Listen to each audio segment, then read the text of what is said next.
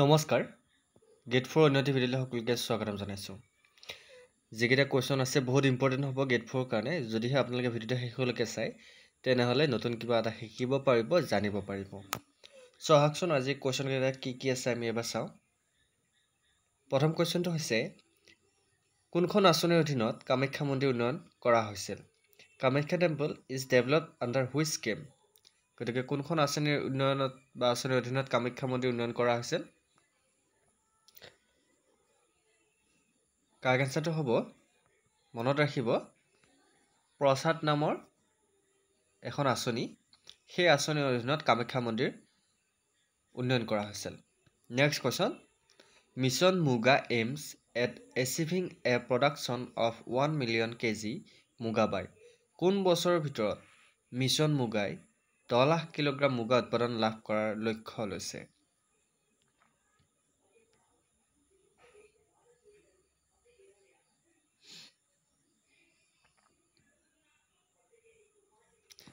Correct এনসাৰটো হৈছে 2026 চনলৈকে ওকে নেক্সট কোৱেশ্যনটো আহিছোঁ what is the rank of Assam in the production of jute in India ভাৰতত মৰাপাট উৎপাদনত অসমৰ স্থান কি কিমান নম্বৰ স্থানত আছে অসম মৰাপাট উৎপাদনত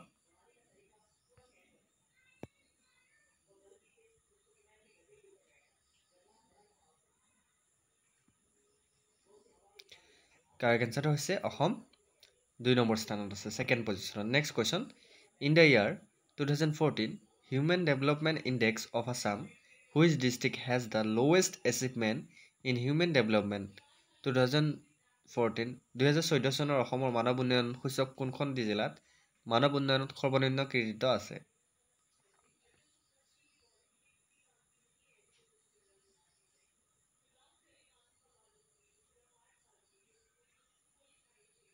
কাৰেক্ট এনসাৰটো কি হ'ব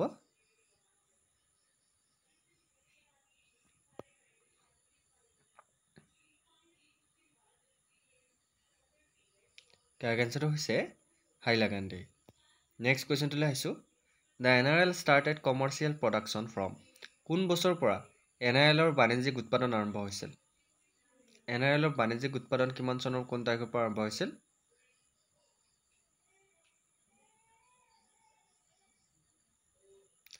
কাৰেক্ট এনসাৰটো হৈছে অক্টোবৰ 2000 চনৰ পৰা okay next question which act provides the guidelines of classifying an industry as MSME গতিকে কোনটো আইনে প্ৰভাইড কৰিছিল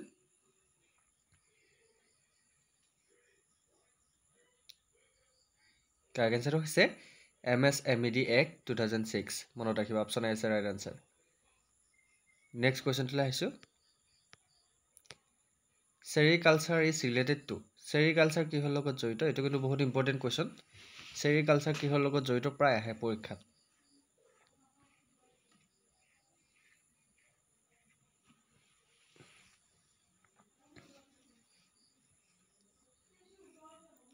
সেৰিকালচাৰ কিহৰ লগত জড়িত কটছ ইণ্ডাষ্ট্ৰীৰ লগত জড়িত cottage industry next question which state of India rank first in natural gas production প্ৰাকৃতিক গেছ উৎপাদনত ভাৰতৰ কোনখন ৰাজ্যই প্ৰথম স্থান লাভ কৰিছে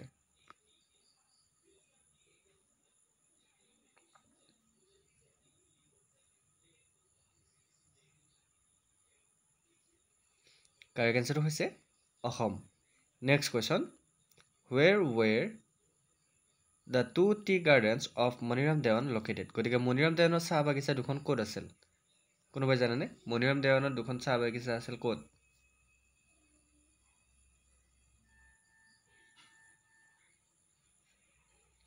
শুদ্ধটো হৈছে যোৰহাট আৰু Sivasagar next question Assam state cancer institute চমুকৈ SCI ইষ্টাব্লিছেড গতিকে অসম ৰাজ্যিক কৰ্কট প্ৰতিষ্ঠানটো ক'ত স্থাপন কৰা হৈছে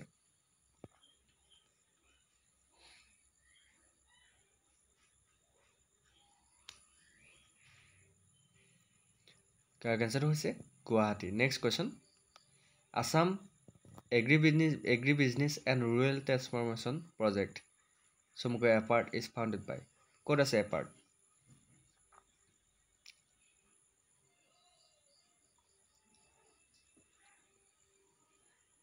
কাৰেক্ট এনসাৰটো হৈছে world bank Biswa bank next question Which company discovered crude oil in Assam first time? কোনটো কোম্পানীয়ে প্ৰথমবাৰৰ বাবে অসমত খাৰুৱা তেল আৱিষ্কাৰ কৰিছিল? কোনটো কোম্পানীয়ে আৱিষ্কাৰ কৰিছিল অসমত খাৰুৱা তেল?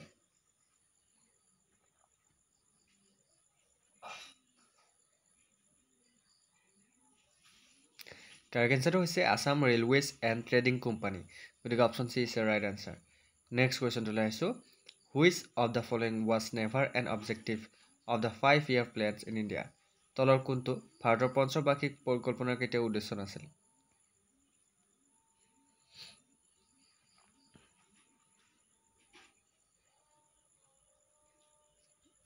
Correct answer হৈছে to reduce immigration. মনত ৰাখিবা immigration reduce কৰাটো পৰিকল্পনা নাছিল. Next question.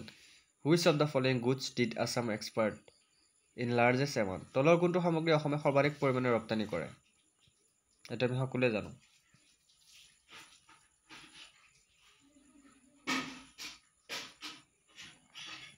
Correct answer হৈছে tea. Next question. In which year Assam had its first ever e-budget? Okay.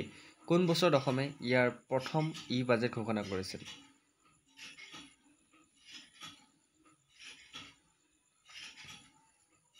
প্ৰথম ঘোষণা কৰিছিল 2018 চনত. মনত ৰাখিবা. Next question. How many major paper mills are there in Assam? অসমত কিমানটা মুখ্য কাগজ কল আছে? অসমত কাগজ কলৰ সংখ্যা কিমান?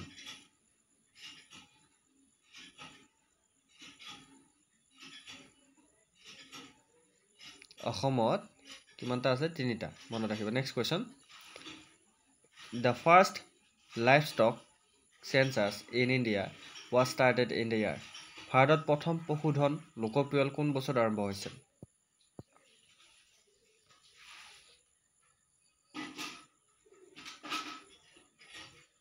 তাৰ answer হৈছে 1919 আৰু 1920. Next question. Who is the new vice chancellor of the Cultural University proposed at Majuli? Majuli প্ৰস্তাৱিত সাংস্কৃতিক বিশ্ববিদ্যালয়ৰ নতুন উপাচাৰ্য কোন আছিল? তাৰ answer হৈছে নিৰোদে Barua. Next question. What is the full form of CTC? CTC বা চাহৰ সম্পূৰ্ণ ৰূপ কি? সম্পূৰ্ণ নাম কি? CTC সম্পূৰ্ণ নাম কি?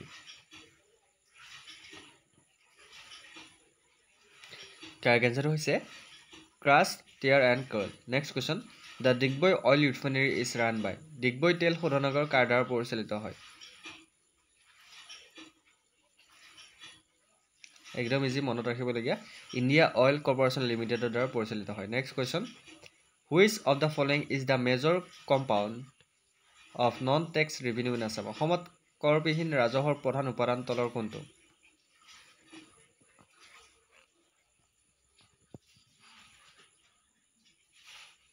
Correct answer হৈছে royalty on petroleum crude. Next question. The Guwahati Nunmati refinery was installed with the help of. কোনখন দেশৰ চৰকাৰৰ সহায়ত গুৱাহাটী নুনমাটি শোধনাগাৰ স্থাপন কৰা হৈছিল?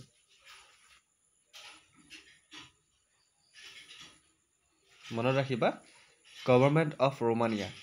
Option C is the right answer. Next question. Population density per square kilometer of Assam in census 2011 is.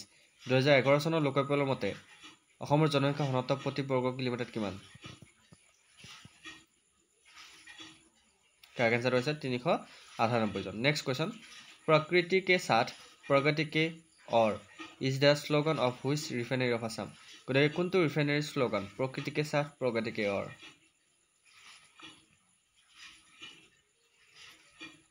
তাৰ answer হৈছে গুৱাহাটী নুনমাটি অইল ৰিফাইনাৰী.